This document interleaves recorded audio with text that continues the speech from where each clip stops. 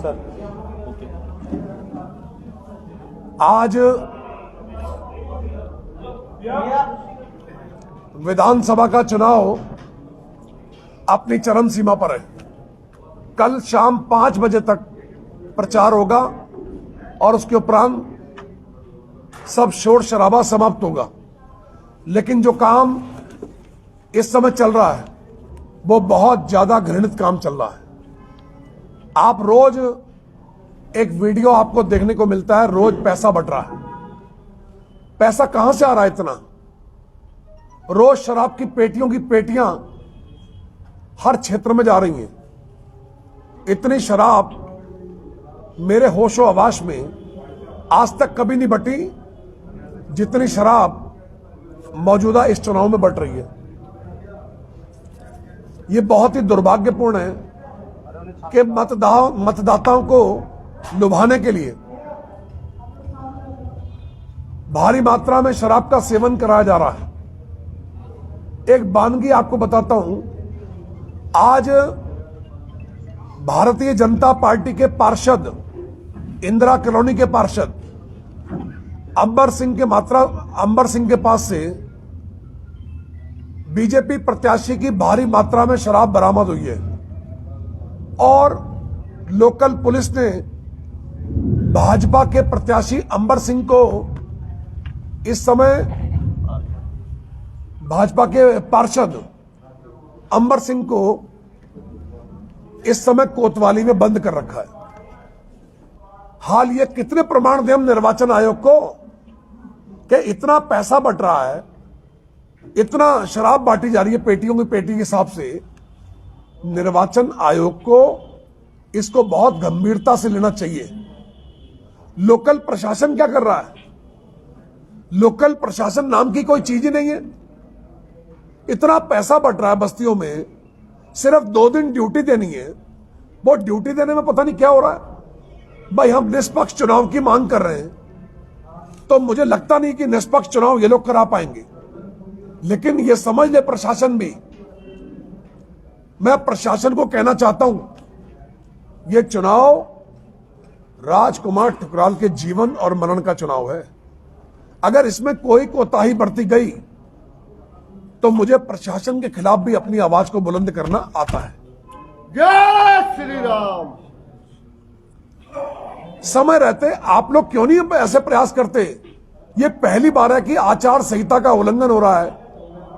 कोई डंडा प्रशासन का नहीं चल रहा, निर्वाचन आयोग का नहीं चल रहा। शराबें बांटी जा रही हैं, पेटियों की पेटी। थोड़ा रात को पुलिस को ड्यूटी देनी चाहिए। हम भी तो चुनाव लड़ रहे हैं, हम तो नहीं कर रहे सब काम। लेकिन क्यों नहीं प्रशासन सख्ती कर रहा? शराब बंटने पर रोक लगानी चाहिए, पैसा बंटने पर रोक लगानी चाहिए, मतदाता को आजाद कर देना चाहिए। मतदाता अगर पैसा लेगा, शराब की पेटियां लेगा तो कैसे निष्पक्ष चुनाव आएगा?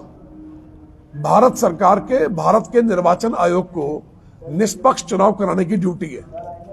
लोकल में ऑब्जर्वर आए हुए हैं,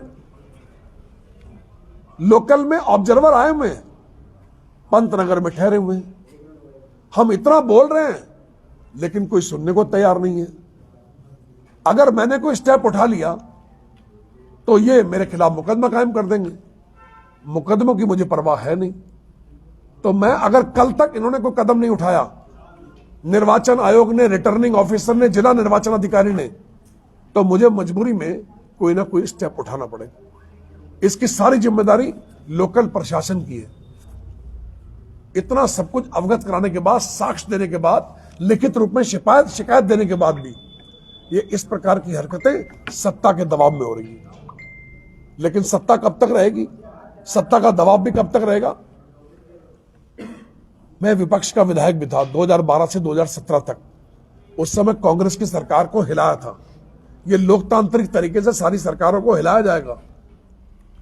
अधिकारी किसी के दबाव में काम ना करें। सत्ता आनी जानी है, लेकिन निष्पक्ष चुनाव कराने की जिम्मेदारी जिला निर्वाचन अधिकारी की है और रुद्रपुर विधानसभा में रिटर्निंग ऑफिसर की है। लेकिन उनकी भूमिका अभी ठीक समझ में आ नहीं रही है। जो इतना घटनाक्रम रुद्रपुर विधानसभा में चल रहा है, जिस व्यक्ति ने पाप किए हो सारी जिंदगी, जिस व्यक्ति ने पूरे जिले के अंदर हमारी पूर्व पार्टी को समाप्त कर दिया हो, वो व्यक्ति किस प्रकार से लोगों को गुमराह कर रहा है। इसलिए मैं समय रहते आम जनमानस को जागरूक कर रहा हूं। 14 तारीख को अगर सीटी वाला बटन भारी मात्रा में दबेगा और जब हम विजयी होंगे तो इस रुद्रपुर से जो अराजकता का वातावरण है यह समाप्त किया जाएगा। हम लोग कहां खड़े हैं? हम आजाद हिंदुस्तान के नागरिक हैं और हमको शराब की बोतल चाहिए नहीं, 2500 रुपए चाहिए। कल रात एक महिला का फोन आया मेरे पास कि भैया 2000 इससे लिए, 500 रुपए से लिए, 2500 रुपए आ गए और अपने बच्चों की कसम खा के कह रही वोट दूंगी आपको, सीटी में दूंगी। वो महिला रामपुरा की है। मैं कहो तो मीडिया में जब मर्जी उसको आपके सामने ला सकता हूं। प्रत्यक्ष को प्रमाण की आवश्यकता नहीं है। जो 2500 रुपए एक वोट के लिए बांटे जा रहे हैं तो वोटों की कीमत लगा लो कितना वोट भारी मात्रा में खरीदा जा रहा होगा। लेकिन मुझे अपने लोगों पर इतना नाज है, मैंने कहा पैसा भी ले लो, इनका हराम का पैसा है, ये तुम्हारा, ये तुम्हें खून चूस चूस के लिया है और वोट डालो सीटी पर राजकुमार ठुकराल को। आज यही प्लानिंग हो रही है पूरी बस्तियों के अंदर। जितना मर्जी पैसा आ रहा आने दो, क्योंकि प्रशासन नाम की चीज नहीं है, पुलिस नाम की चीज नहीं है, रिटर्निंग नाम ऑफिसर नाम की चीज नहीं है। बटने दो जितना माल बट रहा है, आंखें बंद करके धृतराष्ट्र की तरह, जैसे दुर्योधन और दुशासन गलत काम करते थे और धृतराष्ट्र ने आंखें बंद कर रखी थी, जो मर्जी है लुटने पिटने दो, तो प्रशासन का तो यही हाल हो गया। मैं तो खुला आरोप आज मीडिया के माध्यम से लगा रहा हूं और यह नहीं कि मैं कमजोर हूं, मुझे मुकाबला करना आता है। बड़े बड़े लोगों का मुकाबला किया शहर के अंदर, बड़े बड़े चक्रव्यूह से निकलकर मैं पहुंचा हूं आपके बीच में। कितने लोगों ने मुझे मारने का प्रयास किया। क्यों मुझे मारना चाहते हैं भाई? क्यों राजनीतिक मृत्यु देना चाहते हैं? क्यों मुझसे डरते हैं? अरे भाई निष्पक्ष चुनाव कराओ ना, लोकतांत्रिक तरीके से चुनाव कराइए। आप दूध का दूध, पानी का पानी, जनता को आजाद कर दीजिए, जनता जहां मर्जी वोट डाले। लेकिन लोकल प्रशासन के चलते आज जनता भी आजाद नहीं है। कब तक सत्ता का प्रभाव रहेगा? सत्ता के प्रभाव को तोड़ना हमें अच्छी तरह आता है। हम कल तक का समय दे रहे हैं प्रशासन को, क्योंकि 14 तारीख को मतदान होना है।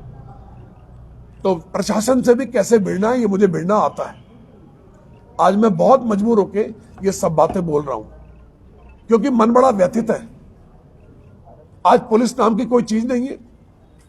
गुंडे मवाली खुलेआम घूम रहे हैं।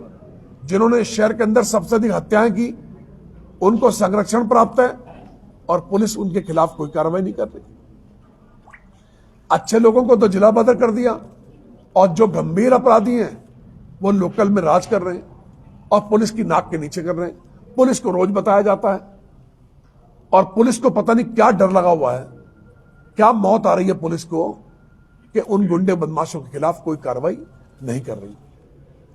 अगर पुलिस ने कार्रवाई ना की और 14 से पहले कोई गंभीर घटना हो गई तो क्या कोई पुलिस का अधिकारी निर्वाचन आयोग से बच पाएगा? इनको समय रहते चेत जाना चाहिए, समय रहते गुंडे बदमाशों के खिलाफ स्टेप उठाने चाहिए। क्यों? मैं निष्पक्ष चुनाव चाहता हूं। गुंडे बदमाश हावी, भारी मात्रा में पैसा बटना, भारी मात्रा में लाखों पेटियां शराब की, लाखों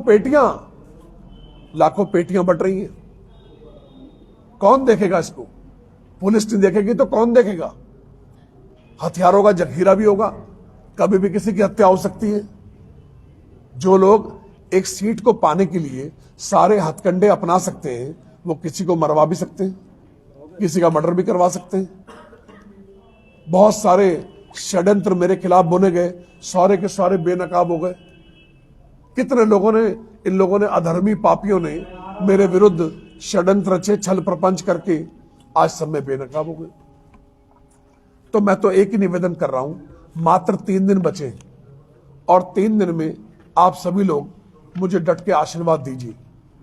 मेरे को आशीर्वाद देंगे और सीटी चुनाव चिन्ह जो क्रम संख्या 8 पर है, सीटी के सामने वाला बटन दबा देंगे तो इन विध्वंसकारियों को, इन षड्यंत्रकारियों को, इन छल प्रपंचियों को, ये अराजकता फैलाने वालों को और गुंडे बदमाशों को कैसे ठीक करना है, ये मुझे बखूबी आता है। आप सबने मुझे बहुत प्यार दिया है। आपसे करबद्ध निवेदन है कि 14 तारीख को मेरे चुनाव निशान सीटी के सामने वाला बटन दबाकर मुझे भरपूर आशीर्वाद दीजिए, मेरे संकटों का समाधान कीजिए। मैंने पहले भी निवेदन किया था। 2 अक्टूबर को 2011 को इस शहर में बहुत बड़ा संकट आया था, तो राजकुमार ठुकराल ने अपनी जान की परवाह किए बिना उस संकट में शहर का साथ दिया था। आज वो संकट मेरे ऊपर आया। मैं उम्मीद करता हूं सारे विधानसभा क्षेत्र के नागरिक भारी मात्रा में मेरे पक्ष में मतदान करेंगे, जिससे मैं विजयी होकर आप लोगों की सेवा करूंगा। 10 साल में कोई मैंने ऐसा काम नहीं किया जिससे मुझे शर्मसार होना पड़े। मैंने आपके आशीर्वाद को कलंकित नहीं किया, इसलिए मुझे डट के आशीर्वाद दो और सीटी इतनी बजा दो कि ये गूंगे बहरे हो जाएं और मैं आपके बीच में जीत के आपकी सेवा कर सकूं। आपका बहुत धन्यवाद। जय श्री राम। देखिए, एक बात जानना चाहेंगे, मुख्य प्रतिद्वंदी किसको मान रहे हैं आप? इस समय कोई मुख्य प्रतिद्वंदी नहीं है। इस समय तो आप देखिएगा दोनों राजनीतिक दल निश्चित रूप से, मैं भगवान से डर के कह रहा हूं, ताश के पत्तों की तरह बिखर जाएंगे। आज मेरे पास एक लेटर आया है, मैं आपको पढ़ के सुनाता हूं उसके 2-3 पॉइंट।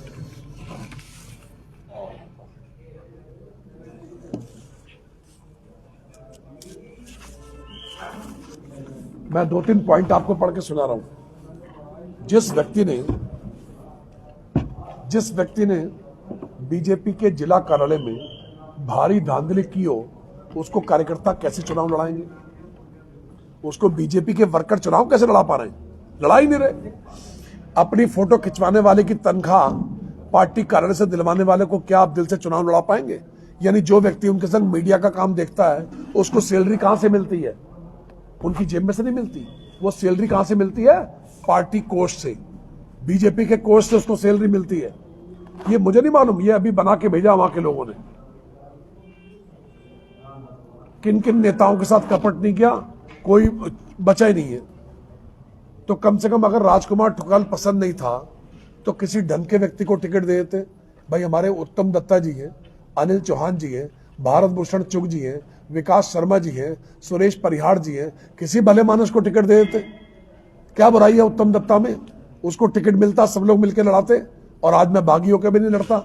आज मुझे बागी बनाने वाले यही षड्यंत्रकारी हैं जिन लोगों ने मेरा टिकट कटवाया। आज मजबूरी में विधानसभा का चुनाव मैं इसलिए लड़ रहा हूं, मैं इस शहर को बचाने के लिए।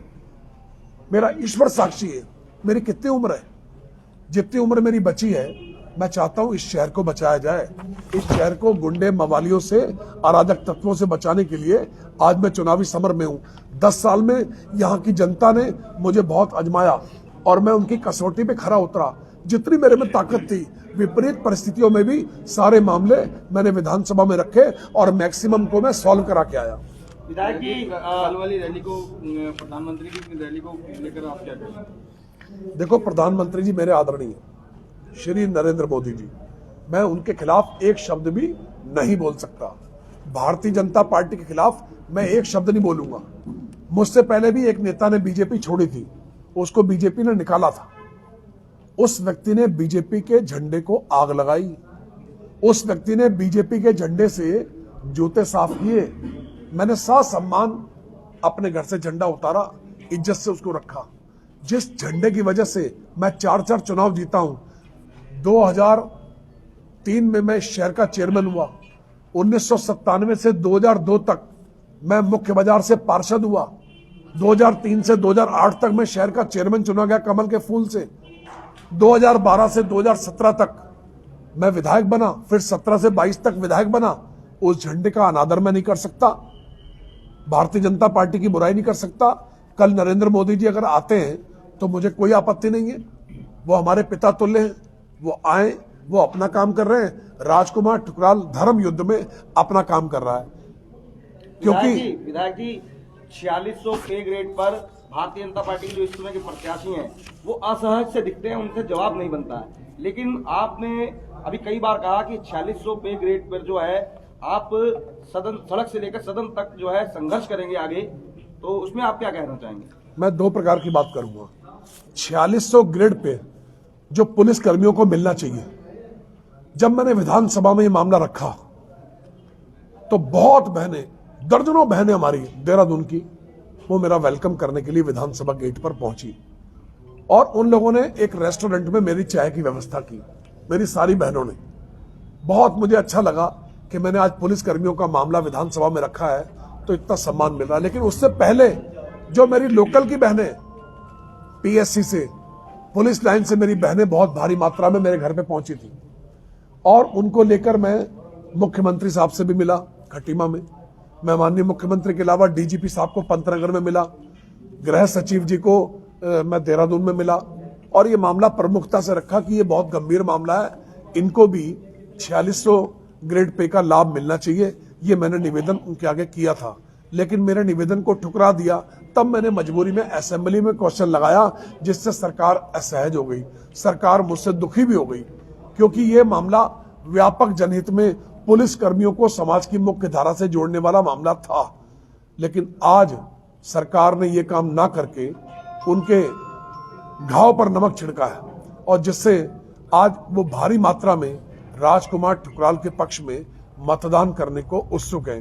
हमारी सारी बहनें जो 46वीं वाहिनी पीएससी में, 31वीं वाहिनी पीएससी में, पुलिस लाइन में, अंबिका विहार में, हंस विहार फेज 1 से फेज 2 तक और इधर जगतपुरा में, तमाम मेरी बहनें 14 तारीख का इंतजार कर रही हैं और 14 तारीख को भारी मात्रा में राजकुमार ठुकराल के पक्ष में मतदान करने वाली है। विधायक जी, अंतर्राष्ट्रीय हवाई अड्डे का आप श्रेय बिल्कुल भी कभी नहीं लेते, तो इसके बारे में आप क्या कहना चाहेंगे? बल्कि आप इस विधानसभा के विधायक हैं और विधायिका आप अच्छी तरह जानते हैं और किस तरीके आपने प्रयास किए वो भी अच्छी तरह जानते हैं। विरोधियों ने इस पर सभी जवान कहते हैं कि उसको अंतर्राष्ट्रीय हवाई अड्डे को रोकने का प्रयास किया था यहाँ पर और बाजपुर क्षेत्र में ले जाना चाहते थे। हर अच्छे काम का लोग श्रेय लेना चाहते हैं और कोई बुरा काम हो जाए, मान लो नजूल भूमि का काम अगर नहीं होता तो ये सारे नेता इस समय मेरे खिलाफ बोल रहे होते। इस निर्वाचन में टॉपिक ही होता नजूल का। अब नजूल का मैं सॉल्व करके आ गया ना, सब ठंडे पड़ गए। नजूल का ना होता मेरे खिलाफ बोलते। ऐसे ही हवाई अड्डे का मामला है, सबने मेहनत की ना। राजकुमार ठुकराल को श्रेय नहीं मिलता, कोई दिक्कत नहीं है, मुझे कोई परवाह नहीं है। मेडिकल कॉलेज के सारे सवाल मैंने लगाए, अगर मुझे श्रेय नहीं मिलता कोई बात नहीं, श्रेय कोई और लेना चाहता ले ले, मुझे कोई परवाह नहीं।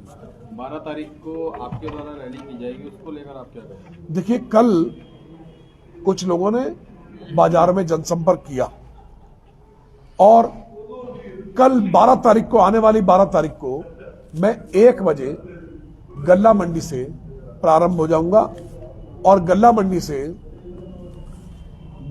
से 1 बजे हमारा जो जनसंपर्क का कार्यक्रम है वो प्रारंभ होगा और हम शाम को 5 बजे से पहले निर्वाचन आयोग के नियमों की पूरी पालना करते हुए हम उसको 5 बजे तक निपटा देंगे। 5 बजे के बाद हम किसी प्रकार का कोई प्रचार नहीं करेंगे। विधायक जी, रामपुरा में पिछले कुछ दिनों पहले एक चाबी कांड हुआ था। एक रामपुरा के व्यक्ति के माथे पर चाबी घुस गई थी और रामपुरा में हमारी आज मीडिया टीम गई तो मीडिया टीम को वहां के लोग कह रहे थे कि एक ही व्यक्ति उस समय वहां पहुंचा था, लेकिन हमने जब कईयों से पूछा, दूसरे पक्ष के बारे में पूछा तो उन्होंने उनका नाम नहीं लिया। उसके बारे में वो क्या घटना थी ऐसी जो आपको याद होगा? एक व्यक्ति मोटरसाइकिल से जा रहा था तो सीपीयू पुलिस ने उनको रोका, तो रोका राखी में वो चाबी जो है उनके माथे में लग गई और घुस गई अंदर को। तो उसके बाद रामपुरा की तमाम भीड़, उन्होंने पुलिस पर हमला करने का प्लान कर लिया। लेकिन तमाम फोन जब मेरे पास पहुंचे, मैं ग्रामीण क्षेत्र में था, मैं आया बिना हेलमेट के, मैं अपने रामपुरा में गया। मैं रामपुरा को अपना घर समझता हूं और जब मैंने दोनों हाथ करके सबको रोका तो सब लोगों ने मेरा बहुत सम्मान किया और मैंने पुलिस वालों से भी कहा बदतमीजी कोई नहीं होगी। पुलिस ने हेलमेट पहन रखे थे और मैं बिना हेलमेट के अंदर गया और सारे मामले का पटाक्षेप करते हुए वहीं मौके पे निपटाया और उस मामले को निपटाने के बाद आज दोनों पक्ष मेरी प्रशंसा करते हैं, आज सीपीयू के लोग भी और रामपुरा के लोग भी। विधायक जी, टिकट कटने का कुछ कारण 4600 पे ग्रेड तो आप बताते ही हैं, लेकिन लोग चर्चा कर रहे हैं कि किसान आंदोलन के समय जब एक लखीमपुर खीरी में घटना घटी थी तो यहाँ के किसान नेता तेजेंद्र सिंह विर्क का आप पता करने के लिए मेदांता हॉस्पिटल गए थे। उसके बारे में चर्चाएं होती हैं कि कहीं वो भी उसका भी कोई ना कोई आपसे लिंक जुड़ता है। जो रुद्रपुर का बल्लाल शाह है, बल्लाल देव है, षड्यंत्रकारी, उसने वो सारे फोटो, जब मैं किसान नेता तजिंदर सिंह विर्क को देखने के लिए मेदांता हॉस्पिटल गया था, मैं फ्लाइट से उतरा था, अहमदाबाद गुजरात से मैं लौटा था, तो मेरे बच्चों को लेने के लिए पानीपत से उनके मेरे साले साहब आ गए थे और मैंने कहा चलो 10 मिनट में वहां लगा आता हूं। तो जब मैं उनका हाल देखने गया तजिंदर सिंह विर्क का मेदांता हॉस्पिटल में, तो लगभग 1.5 घंटा उनके साथ मेरा लग गया और 1.5 घंटे में मैंने खाना भी उनके साथ खाया। भाई शहर के व्यक्ति हैं, किसान आंदोलन कर रहे हैं, वो अलग बात है, लेकिन मेरा पारिवारिक नाता है। उनके 2 सगे भाई राजवीर सिंह विर्क और मनप्रीत विर्क, वो दोनों मेरे चुनाव में दिन रात एक करते हैं। भले ही वो तजिंदर सिंह विर्क अलग है, लेकिन वो मेरे सहपाठियों के, मेरे मित्रों के, मेरे पारिवारिक संबंध हैं, उनके सगे भाई हैं। इस नाते से मैं वहां देखने गया। जब देखने गया तो उसके भी फोटो वायरल हुए, और फोटो वायरल हुए तो इन लोगों ने वो हाईकमान को भेजे टिकट कटवाने में। एक वो भी सहायक है कि किसान नेता को क्यों देखने के लिए चले गए। मैं तो अब भी कह रहा हूं, तजिंदर सिंह विर्क, उसका परिवार मेरा परिवार है, उस पर दिक्कत आएगी तो मैं चट्टान की तरह उनके साथ खड़ा हूं। विधायक जी, भाजपा कार्यकर्ता जो आपके भी समर्थक हैं, लेकिन कई लोग उधर भी जुड़े हुए हैं, उनका कहना है कि जिस समय यहाँ पे एक बहुत बड़े नेता, बहुत ही प्रिय नेता आपके थे, आपका दाहिना हाथ, आपका सर, आपके यानी एक तरह से मार्गदर्शक माने जाते थे, आपकी उम्र से कम थे, उनकी जिस दिन दुखद मृत्यु हुई तो उस दिन राष्ट्रीय अध्यक्ष जेपी नड्डा जी का कार्यक्रम था। तो कहना दबी जुबान में लोग ये भी कह रहे हैं कि उस दिन जेपी नड्डा जी को इन्हीं भारतीय जनता पार्टी के प्रत्याशी ने क्या वहां जाने नहीं दिया था। देखिए, ये लोग बहुत घृणित हैं। मैं तो खुला आरोप लगा रहा हूं, जो जिला अध्यक्ष था वो इतना घृणित आदमी है कि वीरेंद्र सिंह सामंती, जिसने इस शहर से गुंडा राज को खत्म किया, वास्तव में राजकुमार ठोकरना नहीं किया। वीरेंद्र सिंह सामंती अगर नहीं होता तो आज मैं विधायक नहीं होता। उसने मुकाबला किया यहां पर कांग्रेस पार्टी का, जिससे यहां पर भारतीय जनता पार्टी खड़ी हुई, और वीरेंद्र सिंह सामंती की वजह से यहां विधायक और ये मेयर और ये पार्षद और सांसद, ये सब जोखिम उठाया। बीजेपी का झंडा उठाने वाला कोई नहीं बचा था जब तिलकराज भेड़ कांग्रेस में चले गए थे। बहुत चुनिंदा लोग हम लोग बचे थे जो बीजेपी यहां पर खड़ी की। जिस व्यक्ति ने यहां पर चुनाव लड़वाया, वीरेंद्र सिंह सामंती ने, उसकी डेथ हो गई। मैं उस कार्यक्रम में था, आशीर्वाद हॉल में, तो मैं माननीय मुख्यमंत्री जी को और जेपी नड्डा साहब को बता के अभी कार से उतरे थे। मैंने कहा मेरे एक साथी की डेथ हो गई, मुझे पंजाब जाना पड़ेगा, बटाला। तो मैं उनसे अनुमति लेके आ गया। तो कम से कम उसके परिवारजनों को मिलने के लिए जेपी नड्डा जी को, धामी जी को आना चाहिए, लेकिन उसी अधर्मी व्यक्ति ने उनको वहां आने से रोका।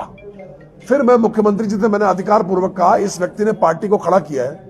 तो उसकी 13वीं पर यानी भोग में गुरुद्वारे में मुख्यमंत्री जी पहुंचे, और वो व्यक्ति वही है जिसने मुख्यमंत्री को उत्तम दत्ता, हमारे बीजेपी के नेता, और उसके भाई तरुण दत्ता के घर में 600 लोगों का खाने की व्यवस्था थी।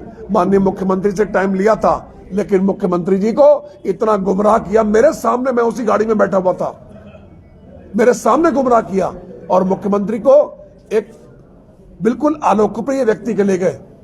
और उत्तम दत्ता क्या नहीं लेके गए, तरुण दत्ता क्या?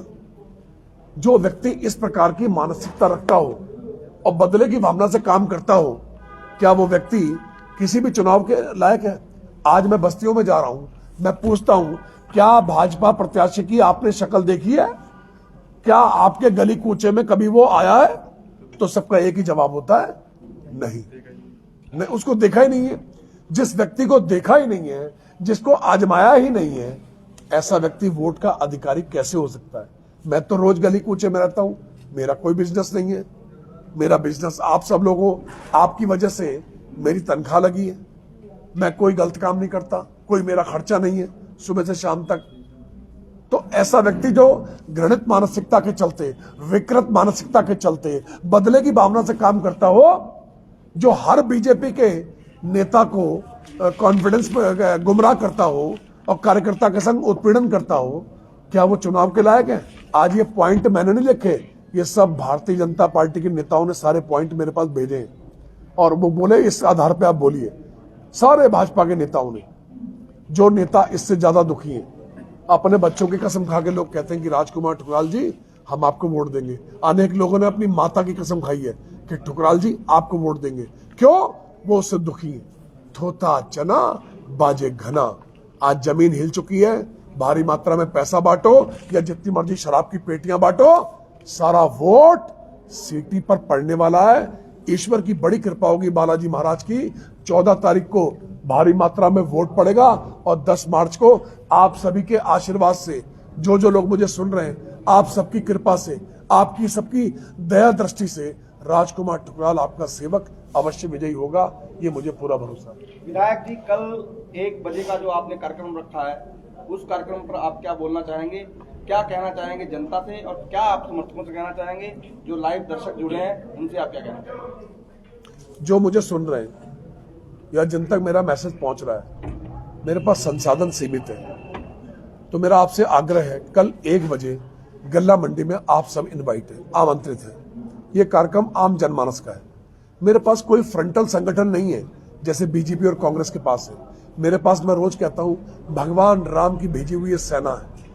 आज कारवां बढ़ता जा रहा, 10,000 से अधिक लोग हमारे बीच में हो चुके हैं और सबको ड्यूटियां बांट दी गई चुनाव में कैसे कैसे अपने मतदान केंद्र पर रहना है। तो वो सब लोग कल 1 बजे गल्ला मंडी में आमंत्रित हैं। और जो मुझे सुन रहे हैं, जो मेरे से प्यार करते हैं, जरा सी भी आप लोगों में अगर वो है प्यार है मुझसे, तो मेरा करबद्ध निवेदन है कि कल 1 बजे आप सब लोग जनसंपर्क कार्यक्रम में गल्ला मंडी में आमंत्रित हैं।